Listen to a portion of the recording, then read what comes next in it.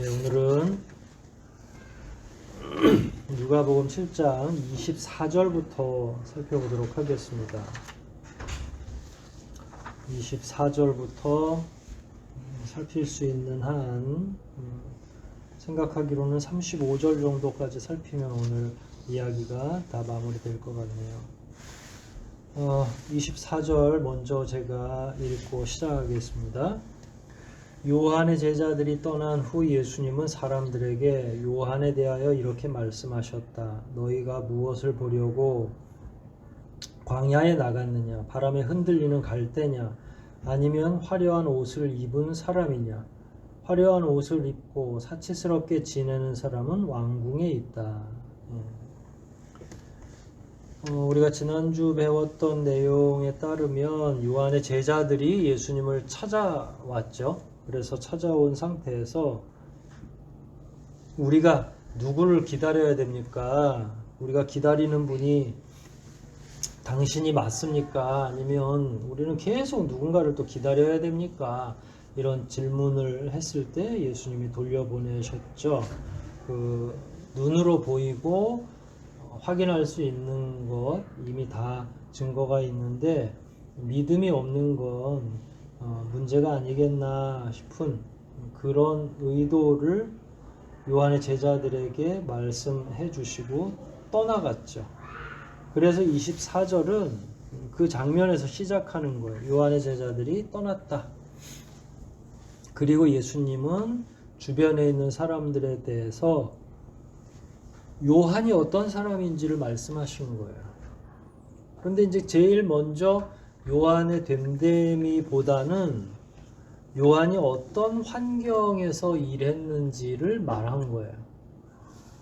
그 말은 뭐냐면 너희가 무엇을 보려고 광야에 나갔느냐? 많은 사람들이 광야로 갑작스럽게 나가기 시작했죠.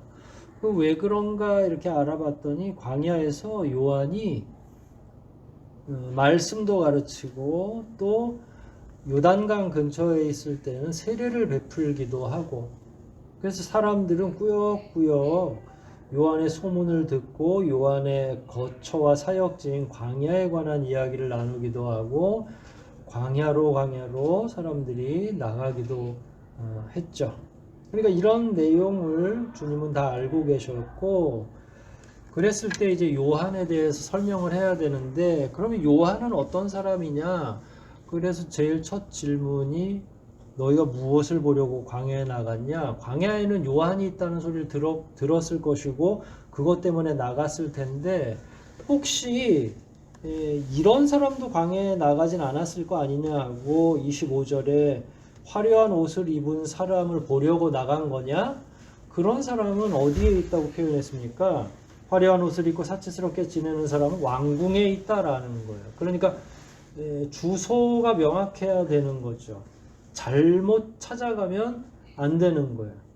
그러니까 광야로 갔으면 광야에서 활동하는 사람을 만나기 위해서 광야로 간 거니까 일반 사람들이 생각하는 목적과는 다른 거죠.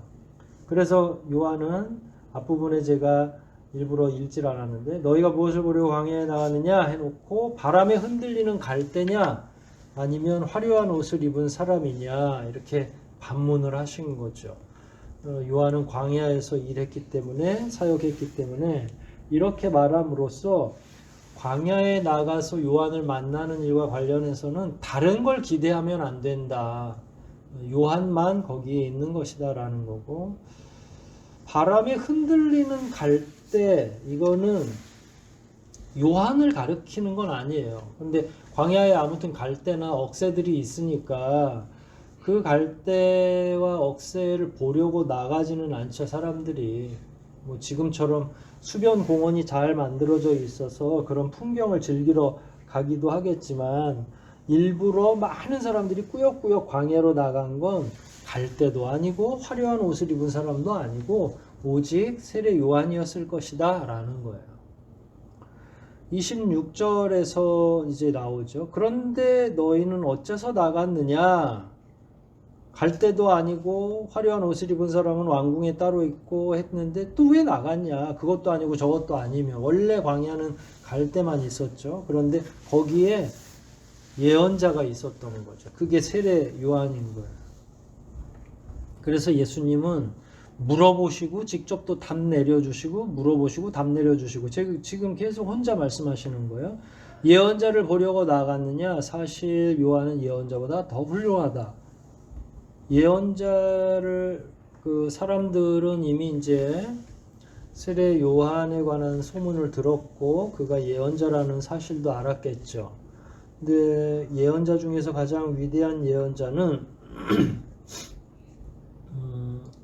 엘리야였죠. 구약시대.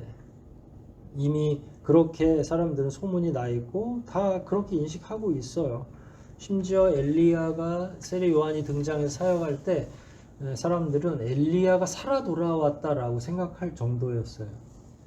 그러니까 메시지도 서슬퍼런 메시지들이 있고 또 요단강에서 세례까지 베푸니까 이거는 굉장히 대단한 사람인 것 같아. 엘리야가 살아왔다고 생각하는 사람들도 있고 그런 소문이 직접 나기도 했고 그래서 광야에 볼 것 없는 흔들리는 갈대 이런 거밖에 없는 광야로 사람들이 꾸역꾸역 나간 거죠. 그래서 광야로 나간 건 갈대 보러 간 것도 아니고 훌륭한 좋은 옷 입은 사람, 화려한 옷 입은 사람 보러 간 것도 아니고 예언자를 보러 갔다.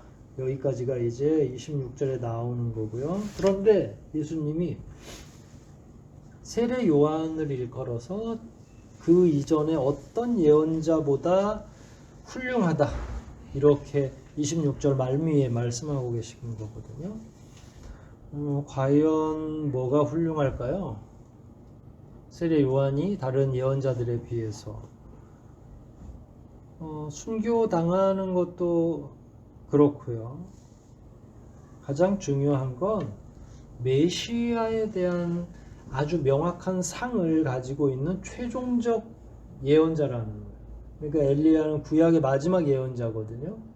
신약 시대에 태어났지만 그 이전에 이사야도 대선지자로서 대예언자로서 활동하고 말씀했던 엘리야도 그렇고 하지만 이런 사람들은 예수님이 태어나기 훨씬 전에 이사야 같은 경우는 700년 훨씬 전이었고 뭐 엘리야는 그거보다 더 하니까 이 사람들이 아무리 구속의 역사를 하나님의 계시를 통해서 알고 있었다 할지라도 실제로 메시아가 어떤 분인지에 대한 인식을 확실하게 하고 있지 못했죠. 근데 이 세례 요한은 예수 그리스도의 길을 예비하기 위해서 왔고 심지어 누군가 물어봤을 때 나는 그분의 신들매, 신을 받아들여주는 그런 종의 역할도 감당이 안 되는 아주 미천한 사람입니다 라고 이야기를 하잖아요. 세례 요한이. 그랬을 때 주님이 칭찬한 건 바로 그런 거죠. 메시아에 대한 완전한 이해를 가지고 있는 가장 최종적인 예언자니까 그래서 본문에 사실 요한은 예언자보다 더 훌륭하다라고 말하실 수 있었던 거죠. 그런데 아까 순교 얘기했잖아요. 강직하고 어떤 예언자보다 자기 자신을 낮추고 그리스도를 높이는데 헌신했을 뿐 아니라 말씀대로 강직하게 살려다가 헤롯 왕의 미움을 사서 목이 잘려서 순교당하는 그런 수모까지 다 경험하게 되는 거죠. 이런 그의 생각과 삶이 예수님이 말씀하신 대로 그 어떤 예언자보다 낫다라고 표현하고 평가하신 것이다 하는 거죠. 그런데 이렇게만 칭찬하시면 안 되니까 이제 세례 요한이 도대체 어떤 사역을 했는지를 명확히 알게 하기 위해서 예수님은 말씀을 인용하셨어요. 말라기 3장 1절에. 말라기 3장 1절에 나온 게 27절에 등장하는 거예요. 이 사람을 가리켜 성경에는 보라 내가 너보다 앞서 내 사자를 보내겠다. 그가 내 앞에서 내 길을 준비할 것이다. 그러니까 세례 요한은 예수님의 길을 예비하는 사명인 거죠. 하나님께서는 말라기 선지자를 통해서 세례 요한에 관해 예언하도록 하셨는데 이게 바로 세례 요한의 사명인 거죠. 즉 주의 길을 예비하는 자로서의 사명을 말하는 겁니다. 세례 요한은 스스로도 매우 위대한 예언자이고 그 당시에 가장 사람들로부터 선호받던 예언자임에도 불구하고 기꺼이 주님의 길을 예비하는 역할을 수행한 거예요. 그러니까 자기도 잘났는데 예수님을 위해서 기꺼이 더 밑으로 낮아지는 역할을 감당한 거죠. 그러니까 예수님이 그를 이렇게 칭찬하고 계시는 겁니다. 그 뒤에는 더 칭찬을 하셨어요. 28절인데 우리 같이 한번 읽어볼까요? 28절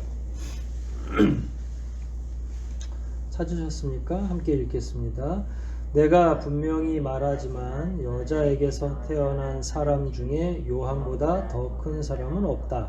그러나 하나님의 나라에서는 가장 작은 사람이라도 그보다는 크다.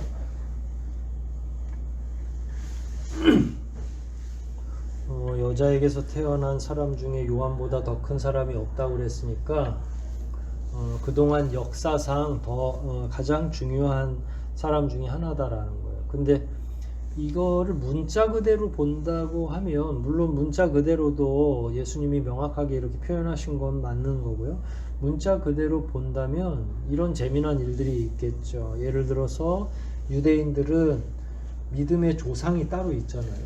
그럼 누구를 제일 존경하죠? 아브라함. 또 율법은 누가 줬어요? 모세. 그 다음에 선지자 중에서는 누구를 제일 칭송하죠? 엘리야. 그래서 모세, 엘리야, 또 아브라함 이런 사람들이 그 예수님이 저 변화산 이야기할 때 그들이 함께하는 모습도 사람들에게 보이곤 했잖아요. 그런데 예수님의 오늘 28절 본문은 그들보다도 더 세례 요한이 위대하다라고 말씀하신 거예요. 문자만 놓고 본다면. 그러니까 예수님의 칭찬이 어마어마한 거죠. 그만큼 세례 요한이 중요한 사람이라고 이야기한 거죠. 근데 뒷말이 그러나 하나님의 나라에서는 가장 작은 사람이라도 그보다 크다. 그러니까 이건 무슨 말씀이지? 그동안 제일 크다고 했는데 그리고 그 사람들은 다 과거의 사람인데 만약에 세례 요한이 하늘나라 간다 그러면 그래도 그 사람들 다 있을 건데 근데 거기서는 가장 작은 사람보다 작다고 이야기를 해버렸잖아요. 그러니까 이거는 어떻게 보면 문장으로는 모순된 문장인 거죠. 앞에서는 분명히 여자가 낳은 사람 중에는 가장 크고 위대하다고 이야기했는데 뒤에서는 하나님 나라에서는 가장 작은 사람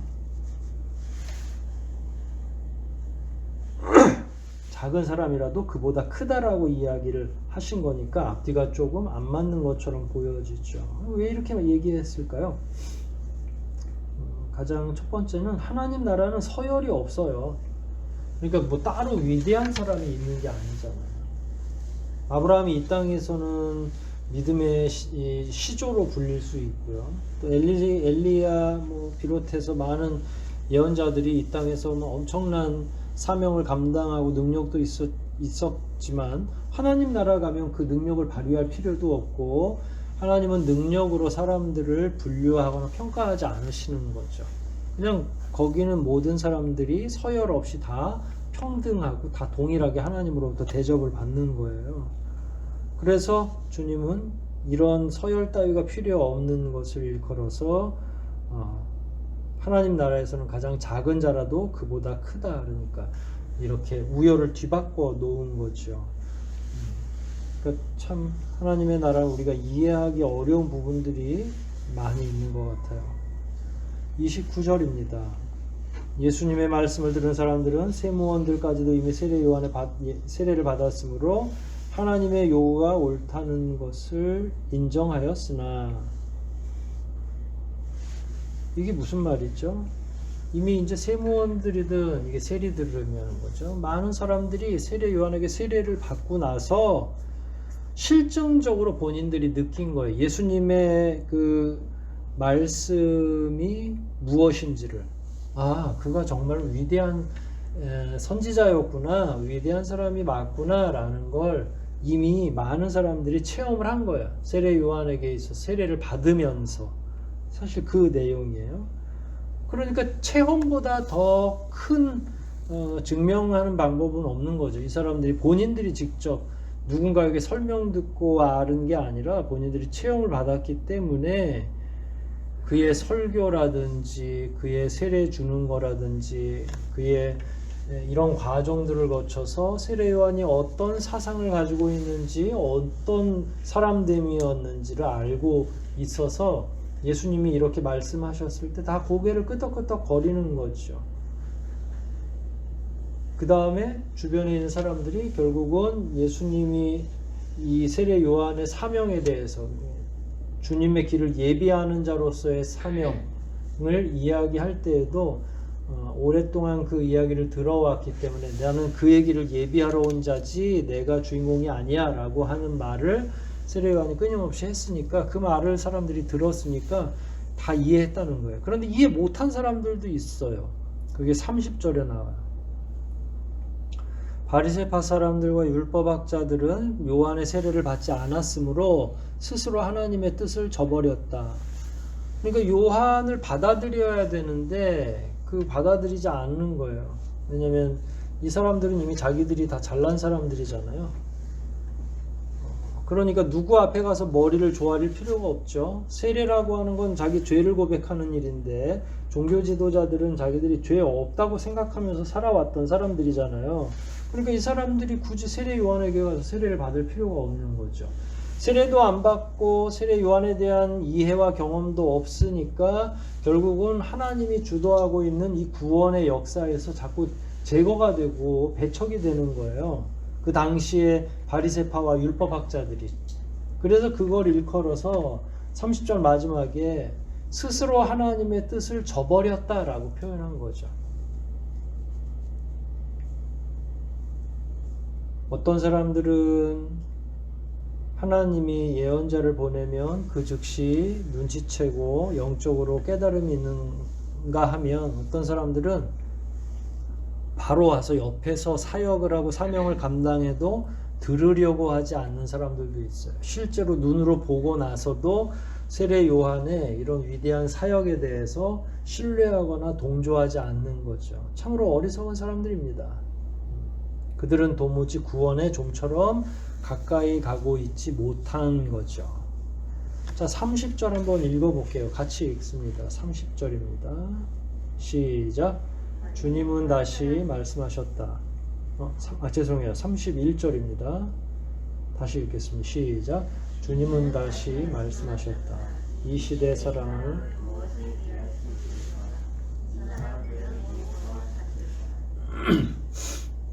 이 얘기는 왜 하셨냐면 세례 받은 사람과 반대로 바리새파 율법학자들 이렇게 구별되니까 예수님도 한심하신 거예요. 이 시대 사람 도대체 어디다 비유하면 좋을까라고 말씀을 하신 거죠.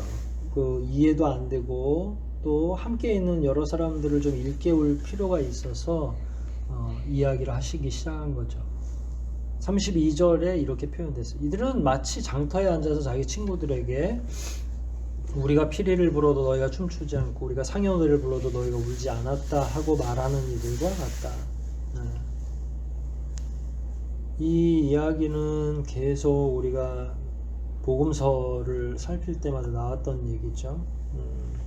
장터에 가면 흥을 돋구기 위해서 꽹과리도 치고 막 노래도 같이 부르고 하는데 이 바리새파나 율법학자들은 그냥 멍하니 가만히 있다는 거예요. 그러니까 감정적 동요도 없어요. 그렇게 되면 공감을 할 수가 없잖아요. 공감할 수 없는 능력이 기쁜 일뿐만이 아니에요. 그 뒤에도 나오잖아요. 상여 노래를 불러도 슬퍼하지 않는 거예요. 참 묘하죠.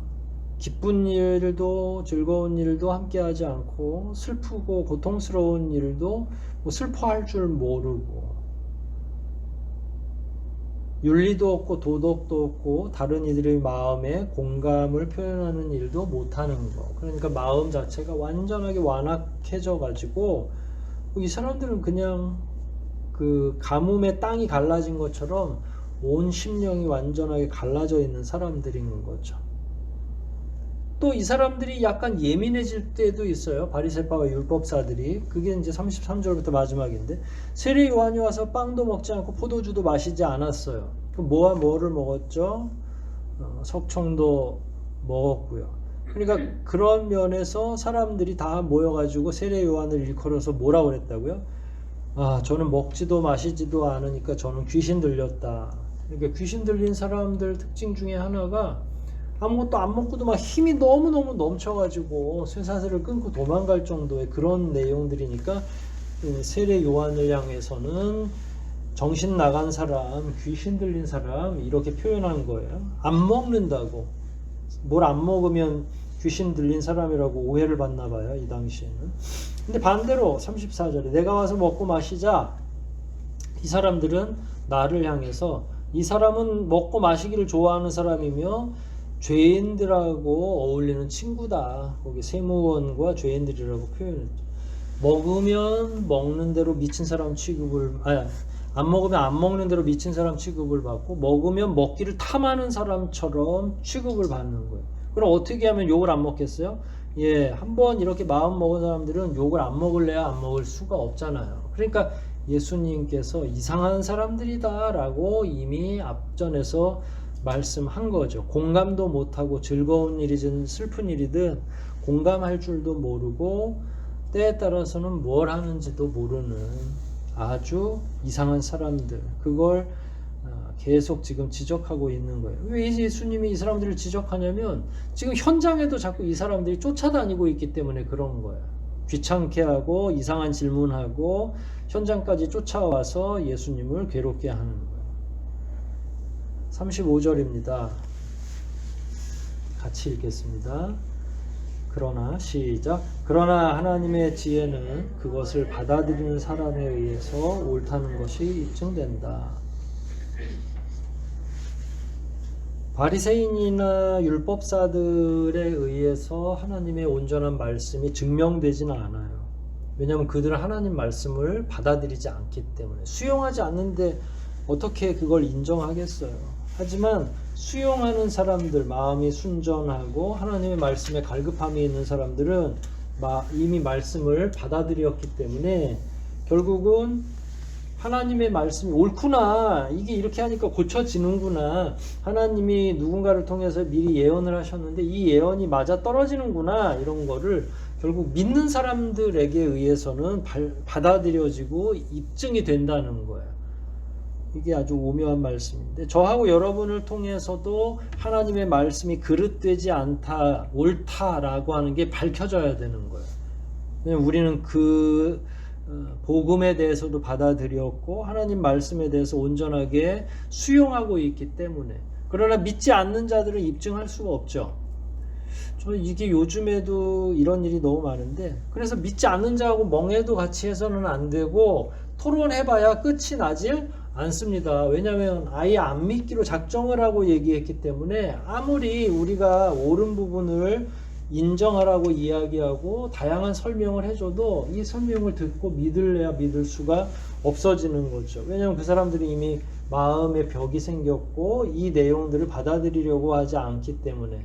하지만 하나님께서는 역사를 받아들이는 자들로 이어가신다는 거예요. 역사 자체, 하나님 나라의 역사를. 안 받아들이는 자들은 도대체 하나님 나라에 가까이 갈 수가 없는 거라서 역사고 뭐고 없어요. 하지만 하나님께서는 하나님의 말씀에 대한 신뢰를 표하는 평범한 사람들이라 할지라도 그 사람들을 통해서 하나님 나라의 역사를 연결해 가고 계신다.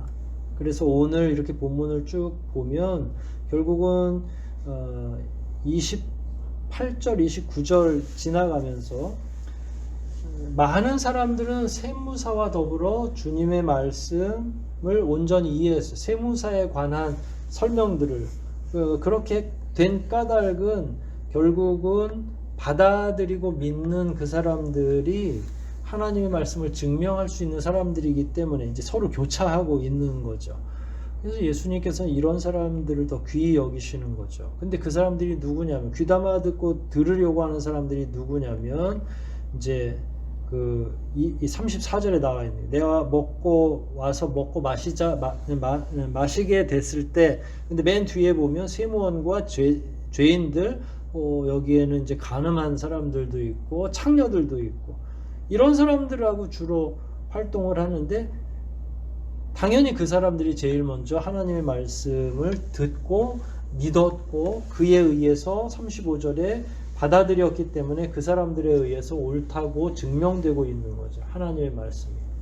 오묘하고 복잡하긴 하지만 하여간 역사는 하나님의 말씀이 무엇인지를 듣고 제대로 이해하고 그것을 신뢰하는 사람들에 의해서 입증되기도 하고 연결되기도 한다. 이게 사실은 오늘 말씀의 키포인트라고 할 수 있는 거죠. 우리 주님이 오늘 본문을 통해서 세례 요한을 일종의 보호해주고, 보통 디펜딩 해준다고 하잖아요. 이렇게 세례 요한이 오해받고 있는 것에 대해서 명확하게 사람들에게 설명해주는 시간을 가졌던 것 같아요. 사람들이 예수님의 말씀을, 세례 요한에게 다녀온 사람들은 이미 그걸 알고 있어서 다 이해가 됐는데, 그럼에도 불구하고 이해 안 되는 자들이 있죠. 그 자들이 바로 바리새인이나 율법사들, 또 예수님 주변을 맴돌면서 뭔가 꼬투리를 잡을 게 없는지 하고 있는 열심당원들까지도 다 포함되는 거죠. 하지만 가난하고 연약하고 오히려 예수님 입장에서 다른 사람들이 볼 때 예수님은 이 사람들하고는 어울리지 않았어야 되는데 하는 그 사람들이 오히려 예수님을 깊이 신뢰하고 끝까지 자기 생명을 불사하고 따랐던 사람들 중에 많이 남아있는 건 우리가 이해 못하는 주님의 역사의 그 아이러니 같은 거죠. 그런 면에서 저하고 여러분은 위대하고 똑똑한 사람들이 되기보단 오히려 예수 그리스도의 말씀에 귀를 기울이고 그 말씀이 무엇인지를 제대로 이해하고 순종하는 그런 평범한 사람으로 살아가는 게 더 좋겠다 싶습니다. 이 당시에 종교 지도자들은 피리를 불어도 춤추지 않고 곡소리를 들어도 울 줄 모르는 어리석은 자들이었습니다. 이런 자들을 우리가 따라갈 이유가 하나도 없는 거죠. 결국 우리가 따라가야 될 길은 명확하고요. 오늘 말씀을 통해서 세례 요한의 신앙뿐만 아니라 과연 우리가 무엇을 보고 무엇을 믿어야 되는지 제대로 이해하며 살아갈 수 있는 그런 신자로 더욱 성장해 가시기를 주의 이름으로 축원드립니다. 우리 함께 말씀 생각하면서 한번 기도하겠습니다. 세례 요한의 개인적 입장 혹은 그에 가까운 사람 입장에서는 젊은 나이에 목숨을 빼앗기기 때문에 아쉽기도 하고 더 큰 위대한 사역들을 감당할 수 있으리라 이렇게 생각도 해보지만, 세상에서 제일 중요한 게 무엇입니까?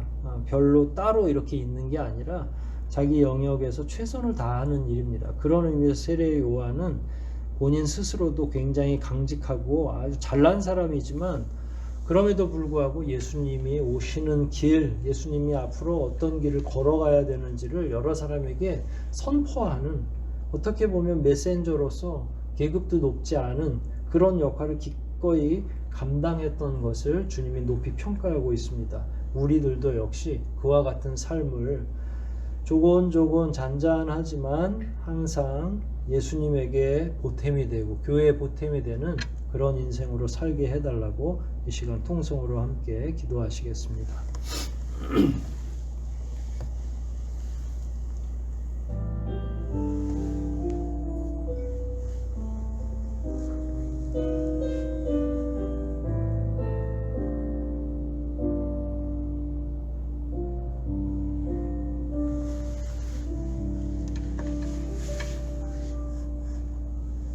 사랑의 하나님 감사합니다. 오늘 오후에 세례 요한의 일생을 예수님이 재해석해 놓은 것을 공부했습니다. 누가 봐도 위대한 선지자였고 하나님 입장에서 보면 참으로 신실한 종이었지만 인간의 역사 안에서 매우 불행한 삶을 살다 간 것처럼 보여집니다. 하지만 인간들의 평가와는 달리 하나님께서는 다른 기준으로 그를 평가하고 칭찬하셨으리라 생각합니다. 본인이 신뢰하고 있는 내용들을 말씀에 의거하여 믿을 뿐만 아니라 용감하게 행동으로 옮기고 자기의 생명이 위협받음에도 불구하고 끝까지 헤롯의 잘못된 점을 이야기함으로 복음이 살아있다는 것을 증명해낸 세례 요한의 삶과 그의 고난과 그의 죽음을 저희들이 충분히 공부하고 묵상하고 받아들일 수 있도록 도와주시옵소서. 그의 강직한 믿음을 따라 저희들도 우리 스스로의 길을 예비하는 것이 아니라 주님의 마지막 때의 길을 예비하는 그런 예배자로서의 삶이 회복되게 도와주시옵소서. 돌아가는 발걸음도 인도하시고 남아있는 한 주간 하나님께서 크신 은혜로 덧입히시기를 간절히 소원하오며 우리를 구원하신 예수님의 이름으로 기도하옵나이다.